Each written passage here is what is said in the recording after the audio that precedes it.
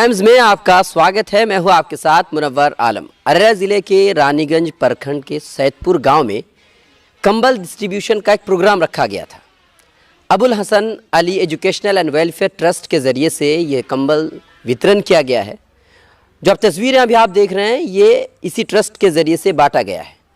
और जो ट्रस्ट के बानी हैं, जो प्रेसिडेंट हैं, फाउंडर हैं, हमारे साथ मौजूद हैं। कबीर फारान साहब हमारे साथ हैं। ट्रस्ट 2002 से लगातार काम करते चले आ रहे हैं और ख़ास करके सीमांचल एरिया को पूरी तरह से कवर कर रखा है। तो क्या क्या उन्होंने मदद की है, किस तरह से वो मदद करते हैं और कहाँ से आता है पैसा, सारी चीज़ों पर बात करने के लिए हमारे साथ मौजूद है हमारे मेहमान। सर, आपका बहुत बहुत स्वागत है। सर, हमारा पहला सवाल ये होगा कि इस तरह के जो आप प्रोग्राम करते हैं और लोगों को जो कंबल देते हैं, कभी ट्यूबवेल देते नज़र आते हैं, 2002 से लगातार आप काम करते नज़र आ रहे हैं, तो आपका मकसद क्या है, किस तरह की चीज़ें आप करते हैं, किन लोगों को मिलता है ये फ़ायदा? सबसे पहले मैं मिल्लत टाइम्स के नुमाइंदा मुनव्वर आलम साहब और इसी तरह अज़ीज़ हम्माद साहब का मैं शुक्रगुज़ार हूँ कि उन्होंने तकलीफ़ फरमाकर हमारे इस प्रोग्राम में शिरकत फरमाई। और मैं ख़ास तौर पर मिल्लत टाइम्स को जानता हूँ कि ये निहायत सच्चाई सुथराई से मामले को सरकार तक पहुंचाने की कोशिश करते चले आ रहे हैं। Abul Hasan Ali educational and welfare trust, मैंने अपने 2 बच्चों और कई अहम खैरखाहों के ज़रिए 2002 में Abul Hasan Ali educational and welfare हज़रत मौलाना सैयद अबुल हसन अली नदवी रहमतुल्लाह अलैह के इसाले सवाब के लिए कायम किया। खुदा का शुक्र है कि अब तक हमने 6302 हज़रात को कपड़े बांटे और रिलीफ़ में, सैलाब रिलीफ़ में 8582 लोगों को फ़ायदा हुआ। इसी तरह फूड पैकेट, खाने के पैकेट हमने 11164 लोगों में तकसीम किए। इसी तरह मकानात बनाए गए 76 लोगों के और गरीब नादार बच्चों की शादी 20 की कराई और मेडिकल हेल्प हमने 78 लोगों को किए।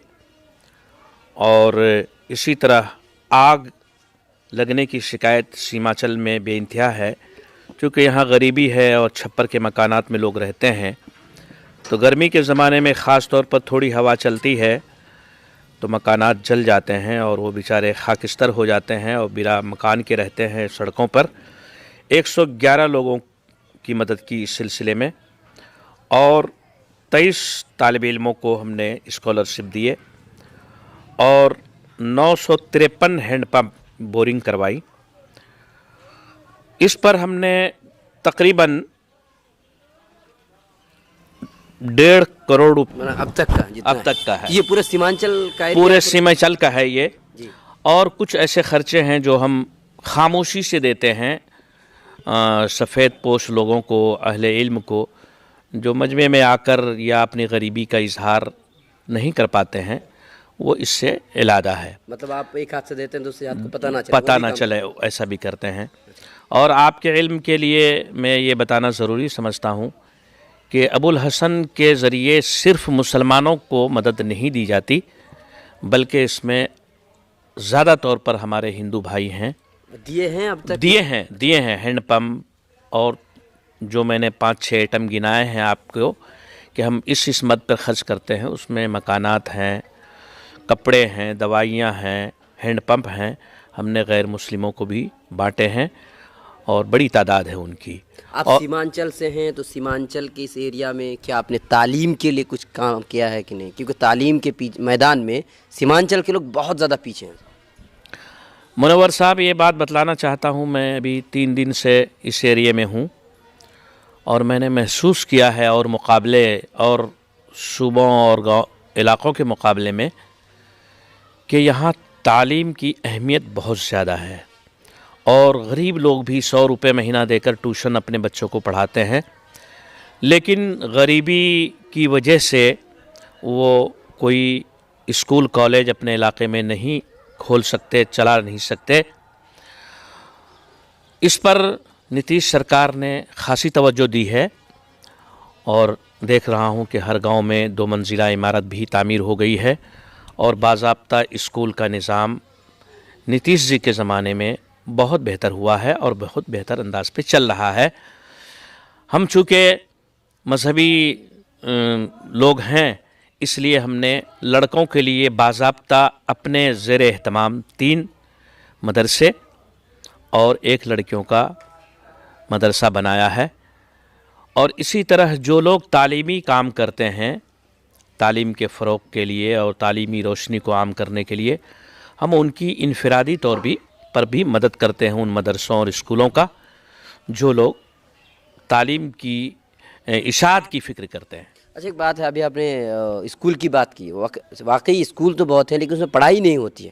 سب سے بڑا مسئلہ یہی ہے اور اسی وجہ سے جو ہے ہمارے علاقے کے جو بچے ہوتے ہیں کھچڑی کھا کر کے وہ گھر واپس چلے جاتے ہیں، تو کوالٹی بہتر نہیں ہے. تو اب ضرورت اس بات کی تھی کہ ایک اسکول بھی کھولا جائے، ماڈرن ایجوکیشن دی جائے. اور مدرسوں پر ہمیشہ الزام لگتا رہا ہے کہ مدرسوں میں آتنکوادی تیار ہوتے ہیں یا پھر جو ایک گھسی پٹی جو نصاب ہوتے ہیں اسی پر پڑھائی ہوتی ہے، اس طرح کی بات ہوتی ہے. تو کیوں آپ کو ایسا نہیں لگنا چاہیے تھا کہ ایک ماڈرن اسکول کھولا جائے اس طرح سے؟ سب سے پہلی بات یہ ہے کہ آپ نے یہ فرمایا کہ کھچڑی کھا کر بچے چلے جاتے ہیں. یہ بچوں کا قصور ہے اور بچوں کے وارثین کا قصور ہے کہ وہ جہاں ان کے بچے پڑھتے ہیں اسکول پر، اپنے گاؤں کے اسکول پر نگران نہیں ہوتے، وہ نگرانی نہیں کرتے.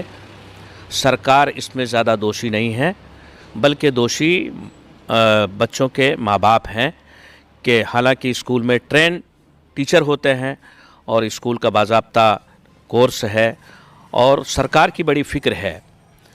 جہاں تک ماڈرن اسکول قائم کرنے کی بات ہے، سب سے پہلی بات یہ ہے کہ میں ماڈرن ایجوکیشن خود میرے پاس نہیں ہے، میں اس کا طالب علم بھی نہیں رہا ہوں اور اس کی قابلیت بھی مجھ میں نہیں ہے کہ میں ایک ماڈرن اسکول کھولوں فوری طور پر. لیکن اس کی ضرورت اس علاقے میں بے انتہا ہے. سب سے پہلے میں سرکار سے اپیل کروں گا کہ جو شکایت عام ہے کہ ٹیچر لوگوں کی غفلت بھی شامل ہے، اس غفلتوں پر انکش لگایا جائے. اس کے ساتھ چونکہ اس کی ضرورت آئے دن بڑھ رہی ہے ماڈرن اسکول کی، میں جلد ہی اس کے لیے کوشش کروں گا، اپنے احباب کو متوجہ کروں گا کہ جگہ جگہ modern school Abul Hasan Ali educational welfare کے تحت قائم ہو. اچھا ایک بات ہے کہ سیمانچل میں غریب بہت زیادہ ہے، مطلب جو لوگوں کی تعداد ہے وہ غریب لوگوں کی تعداد زیادہ ہے. وجہ کیا ہے؟ پچھڑا اتنا زیادہ، ایجوکیشن میں ہو، بزنس میں ہو، ہر چیز میں پچھڑا. وجہ کیا ہے؟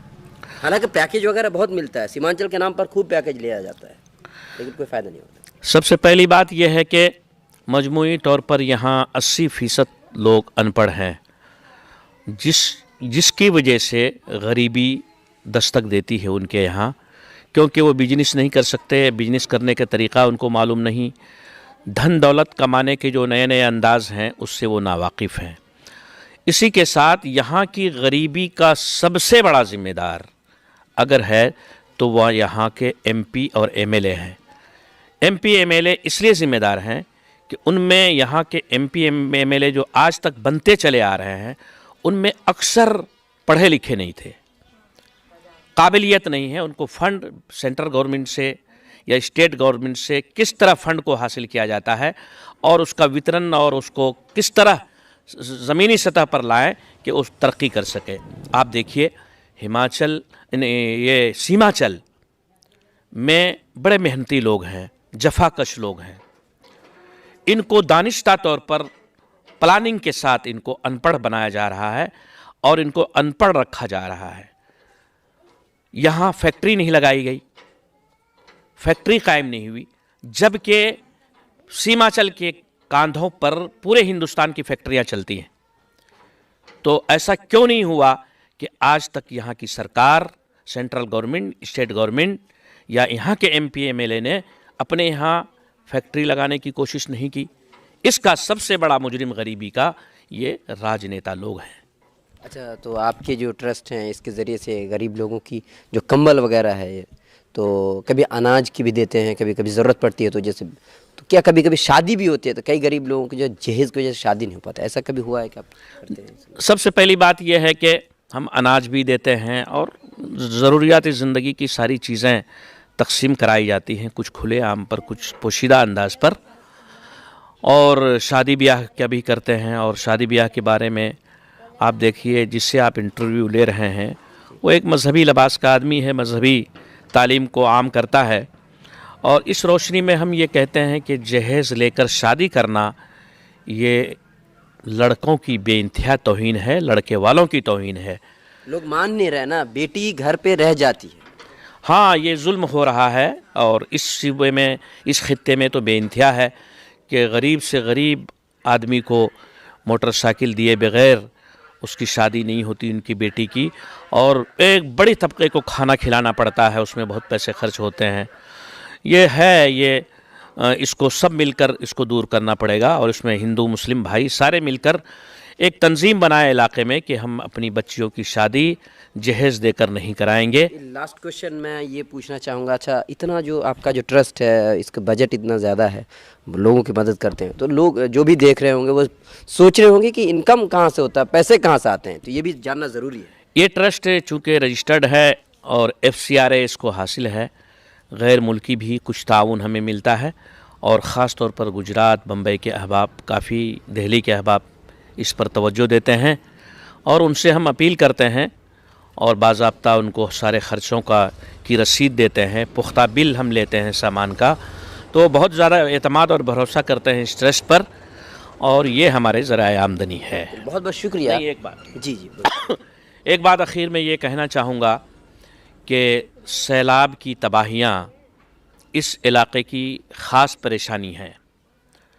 अब देखिए, साल में 2 बार सैलाब के ज़द में लोग आते हैं, मकानात धंस जाते हैं, ज़मीनें तबाह हो जाती हैं, मर्द औरत जानवर सैलाब के ज़द में आते हैं।